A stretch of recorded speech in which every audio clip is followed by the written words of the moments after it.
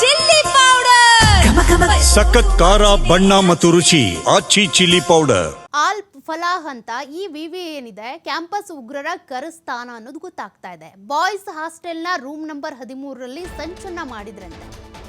All Falah ವಿವಿ university campus ಏನಿದೆ ಉಗ್ರರ ಕರಸ್ಥಾನ ಆಗಿತ್ತು. ಬಾಯ್ಸ್ ಹಾಸ್ಟೆಲ್ನ ರೂಮ್ ನಂಬರ್ 13ರಲ್ಲಿ ಇದೆಲ್ಲ ಸಂಚನ್ನ ಇವರು ರೂಪಿಸಿದ್ರು. ಕ್ಯಾಂಪಸ್ನಲ್ಲಿ ಇರುವಂತಹ 17ನೇ ಕಟ್ಟಡದಲ್ಲಿರುವ ರೂಮ್ ನಂಬರ್ 13 ವೈಟ್ ಕಾಲರ್ ಉಗ್ರರ ಅಡ್ಡವಾಗಿತ್ತು. ಈ ರೂಮ್ ನಂಬರ್ 13 ಇಲ್ಲಿ ಇವರೆಲ್ಲವನ್ನು ಕೂಡ ಸಂಚು ರೂಪಿಸ್ತಾ ಇದ್ರು. ಆ ಕಟ್ಟಡದ ಫೋಟೋ ನೀವು ಗಮನಿಸ್ತಾ ಇದ್ದೀರಿ. ಈ ಒಂದು ಹಾಸ್ಟೆಲ್ ಏನಿದೆ ಬಾಯ್ಸ್ ಹಾಸ್ಟೆಲು, ಇದರಲ್ಲಿ ಕ್ಯಾಂಪಸ್ನಲ್ಲಿರುವಂಥ 17ನೇ ಕಟ್ಟಡ ಇದು.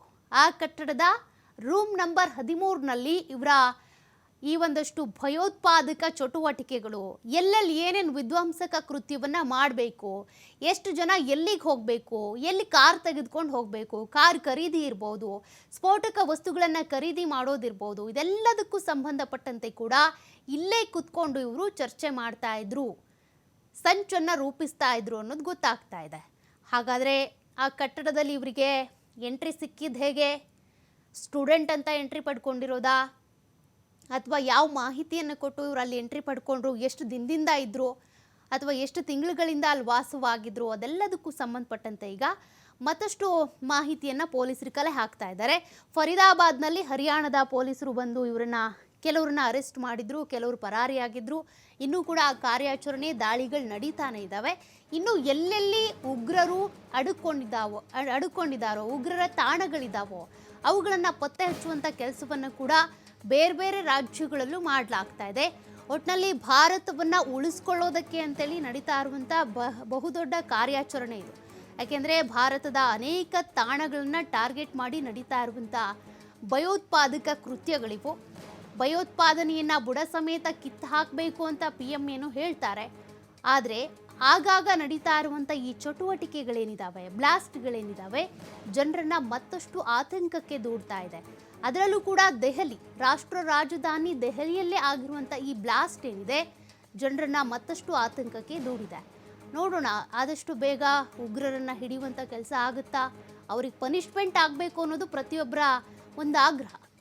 ಅವ್ರನ್ನ ಎಷ್ಟು ದಿನ ಇನ್ವೆಸ್ಟಿಗೇಟ್ ಮಾಡ್ತೀರಾ, ಎಷ್ಟು ಅಂತ ನೀವು ಅವ್ರನ್ನ ಜೈಲಿಂದ ಕೋರ್ಟಿಂದ ಜೈಲಿಗೆ ಅಲ್ದಾಡಿಸ್ತೀರಾ, ಒಂದೇ ಸರಿಗೆ ಎನ್ಕೌಂಟರ್ ಮಾಡಿ ಅನ್ನುವಂಥ ಆಗ್ರಹಗಳು ಸೋಷಿಯಲ್ ಮೀಡಿಯಾಗಳಲ್ಲಿ ವ್ಯಕ್ತವಾಗ್ತಾ ಇದೆ. ಅಟ್ಲೀಸ್ಟ್ ಅವರನ್ನ ಹಿಡಿದು ಅವ್ರಿಗೆ ಶಿಕ್ಷೆ ಕೊಡಿಸುವಂಥ ಕೆಲಸವನ್ನು ವಿವಿಧ ರಾಜ್ಯಗಳಲ್ಲಿ, ನಮ್ಮ ಭಾರತದ ವಿವಿಧ ರಾಜ್ಯಗಳಲ್ಲಿರುವಂಥ ಪೊಲೀಸರಾಗಲಿ, NIA ಟೀಮ್ ಆಗಲಿ, ಪ್ರತಿಯೊಬ್ಬರು ಕೂಡ ತ್ವರಿತ ಕಾರ್ಯಾಚರಣೆ ಮಾಡಲೇಬೇಕು. ಕಾರಣ ದೆಹಲಿಗೆ ನುಗ್ಗಿದ್ದಾರೆ ಅಂತ ಅಂದರೆ ಬೆಂಗಳೂರಿಗೆ ಬರೋದಕ್ಕೇನು ಅಷ್ಟಾಗಿ ಸಮಯ ಬೇಕಾಗೋದಿಲ್ಲ. ಹಾಗಾಗಿ ಅದರತ್ತ ಕಾರ್ಯಾಚರಣೆ ಎಷ್ಟು ಸ್ಪೀಡಾಗುತ್ತೋ, ಎಷ್ಟು ಸ್ಪೀಡಾಗಿ ಅವ್ರನ್ನ ಹಿಡಿತಾರೋ ಅದರಿಂದ ನಾವು ತಪ್ಪಿಸ್ಕೊಳ್ಬೋದು ಅನೇಕ ಬ್ಲಾಸ್ಟ್ಗಳಿಂದ. ಇಲ್ಲೇ ಬಂದು ಬೆಂಗಳೂರಲ್ಲೇ ಯಾವ ರೀತಿಯಾಗಿ ಬ್ಲಾಸ್ಟ್ ಮಾಡಿ ಹೋದ್ರು ಅನ್ನೋದನ್ನು ಕೂಡ ನೀವು ನೋಡಿದ್ದೀರಾ ಕಾಫಿ ಕೆಫೆಯಲ್ಲಿ. ಅದೇ ರೀತಿಯಾಗಿ ಆಗುವಂಥ ಬ್ಲಾಸ್ಟ್ಗಳನ್ನ ತಡೆಗಟ್ಟಬೇಕು ಅಂತ ಅಂದರೆ ಎಲ್ಲ ಬಸ್ ನಿಲ್ದಾಣ ಇರ್ಬೋದು, ರೈಲ್ವೆ ನಿಲ್ದಾಣ ಇರ್ಬೋದು, ಪ್ರಮುಖವಾಗಿ ವಿಮಾನ ನಿಲ್ದಾಣ, ಇನ್ನು ಕೆಲವರು ಜಲಮಾರ್ಗಗಳಲ್ಲೂ ಕೂಡ ಬರ್ತಾರೆ. ಎಲ್ಲ ಕಡೆನೂ ಕೂಡ ಪರಿಶೀಲನೆ ಕರೆಕ್ಟಾಗಿ ಆಗಬೇಕು.